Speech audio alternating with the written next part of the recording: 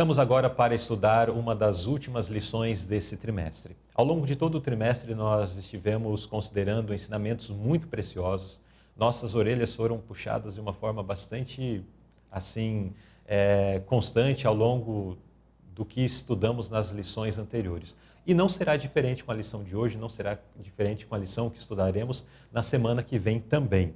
Mas nessa lição nós vamos ver alguns aspectos importantes que nos faz trazer à mente a herança dos salvos. Isso nos traz alegria, não é verdade? E também continuaremos recebendo apelos da palavra de Deus sobre como devemos nos portar, como devemos estar sendo preparados para desfrutar dessa herança eterna dos salvos. O título desta lição é: Que pessoas vos convém ser? Que pessoas devemos ser para que possamos herdar esta nova terra, esta terra purificada? O verso áureo nós lemos na segunda carta do apóstolo Pedro, capítulo 3 e verso 11. Havendo, pois, de perecer todas estas coisas, que pessoas vos convém ser em santo trato e piedade? E o pensamento da inspiração: a troca que fazemos quando negamos desejos e inclinações egoístas é a troca do inútil e passageiro pelo que é precioso e eterno.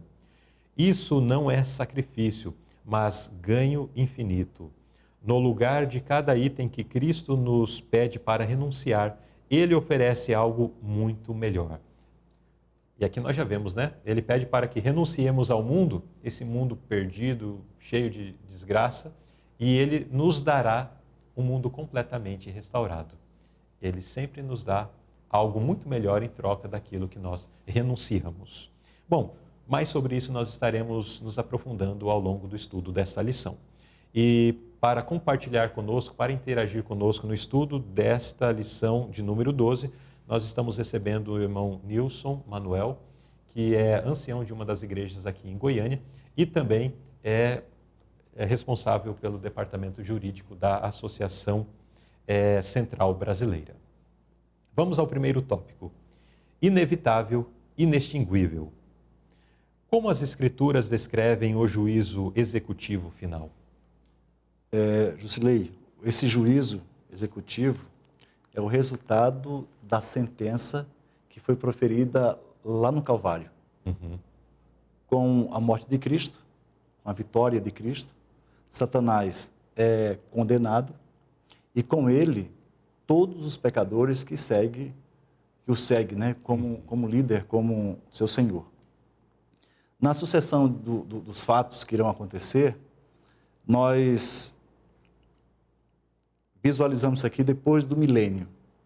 Cristo volta, todos os ímpios morrem, os salvos vão para o céu e a terra fica durante 1000 anos sem habitantes, a não ser o diabo.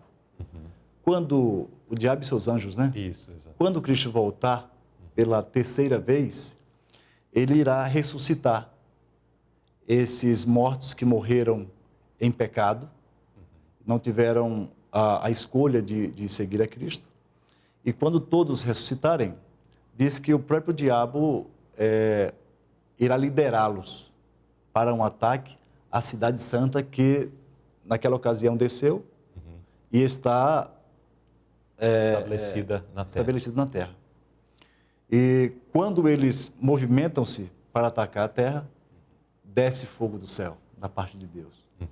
E eles são consumidos ali.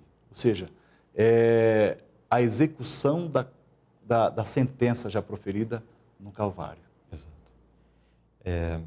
A sentença foi proferida no Calvário, determinando essa destruição. Depois nós temos ainda algumas outras fases do juízo, que tem o juízo investigativo. Sim. Em nossos dias. Depois temos ainda o juízo que acontece até durante o milênio, né, onde é determinado ali a penalidade de todos os ímpios.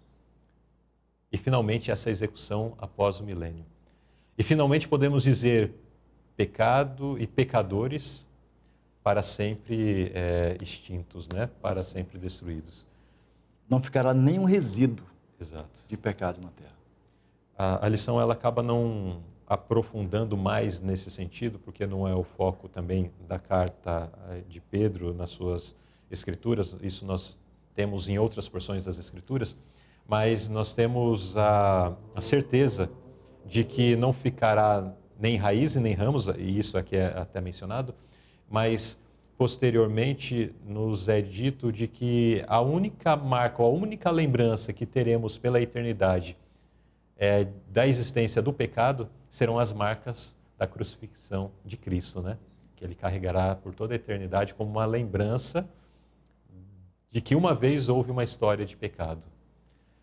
Mas o problema está finalmente resolvido. Infelizmente, com a perda de muitas e milhares e bilhões de pessoas, que vamos repetir isso muitas vezes ao longo da lição, infelizmente, escolheram servir o mestre errado, escolheram servir a Satanás. Muito bem.